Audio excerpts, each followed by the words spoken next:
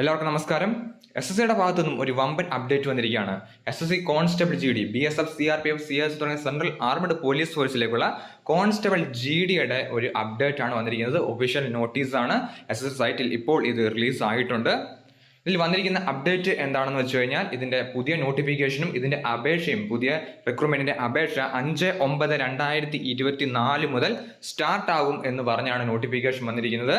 5/9/2024 പുതിയ നോട്ടിഫിക്കേഷൻ റിലീസാവും. അപ്പോൾ തന്നെ ഇതിന്റെ അപേക്ഷ തുടങ്ങും എന്ന് പറഞ്ഞാണ് ഇപ്പോൾ ഈ നോട്ടീസ് റിലീസ് ആയിരിക്കുന്നത്.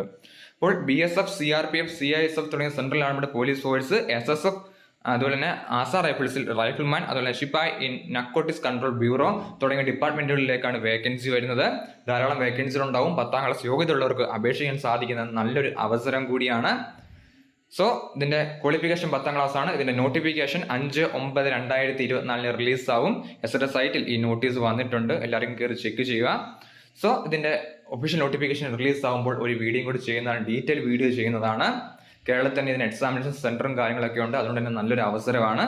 ഈ വീഡിയോ ഉപകാരപ്പെട്ടെങ്കിൽ ലക്ഷ്യം മറക്കരുത്. അതുപോലെ എന്തെങ്കിലും സംശയം ഉണ്ടെങ്കിൽ തീർച്ചയായും കമന്റ് ചെയ്യുക. Army, navy, air force, SSC join notification ഉടൻ ലഭിക്കാൻ ഈ channel subscribe. Thanks for video. Vande Mataram.